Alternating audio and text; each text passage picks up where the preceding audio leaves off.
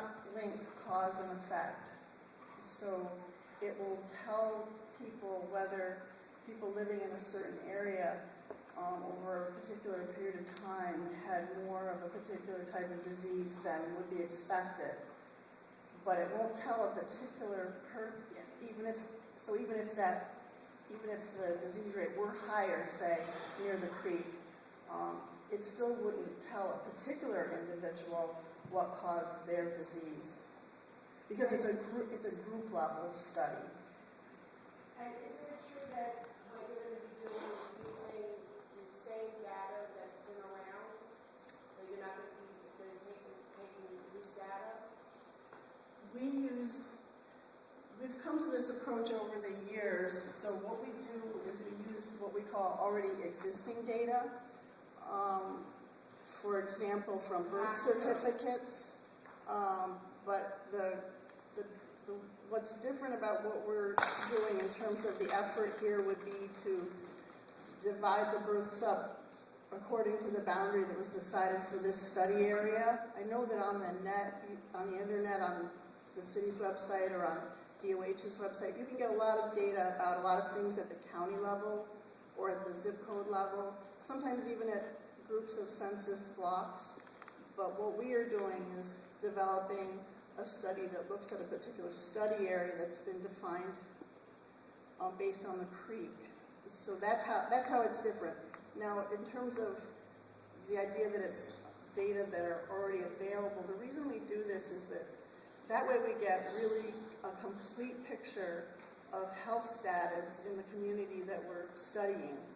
We've tried over the years to do interview studies or questionnaire studies, and it's always been very difficult to get people to participate in studies like that, and it's become even more difficult than it used to be. It's just not an adequate way to get a real good read on health status in the community because a lot of people are not interested in participating or sharing information about their health. And, health is a very private thing to some people, so it's very difficult for us to do a study in any other way than to use existing data, which we have really good data on births, on birth defects, on cancer. We can also study cause of death. But other than those outcomes, it's very difficult for us to currently, given the kinds of electronic data that are available, it's very difficult for us to study other types of health outcomes.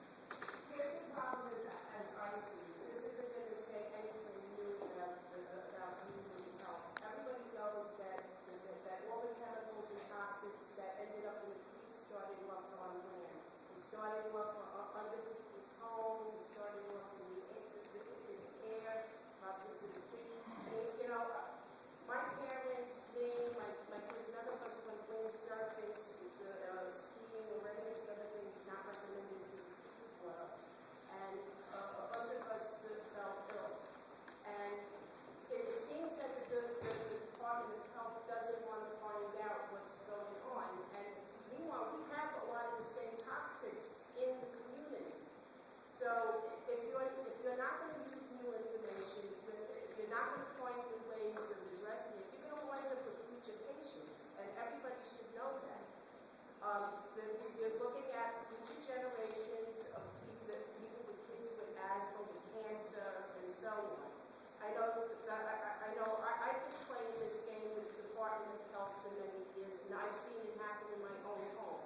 I started letting the Department of Health know that there was a problem with brain tumors and brain cancers long before my mother, father, and their dog fell ill with it. And still, we're still having the same old conversation. And I know it's very hard. I know it's very hard to do the work. That's why they call it a job. So, when is the Department of Health going to do their job? Well, I'll make a short answer to that, and then maybe we can come back to it. But because you're expressing a lot of different ideas there. But the one thing I will respond to is that we have an excellent cancer registry. We have the ability to look at cancer incidence in very small areas, in very large areas, at very particular time frames. But some of the issues with doing a health study that can really tell us something about cause and effect have to do with the disease itself. For example, cancer, from the time that you may be exposed to something that could play a role in causing cancer, we call it the latent period. It can be from 5 to 50 years down the road. So it makes cancer a very difficult thing to study in the human population. We could look at trends, and we can look at incidents, but The problem is that the Department of Health doesn't seem to want to change their approach or create new ways of doing these studies and thinking out of the box. Because you're right, 50 years down, 25 years down the road, I don't want my grandchildren having the same stupid conversation with the Department of Health.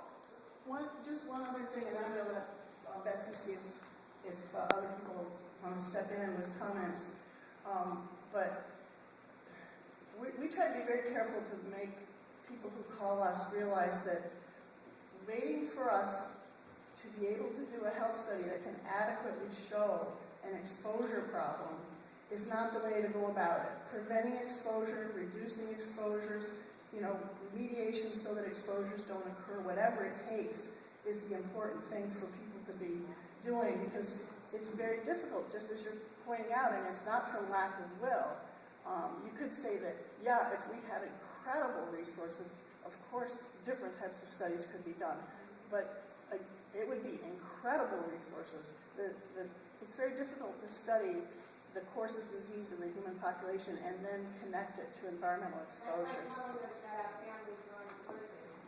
No, I don't disagree with that, but I'm trying to give you a sense of what, we've done this, I've done it for 20 years.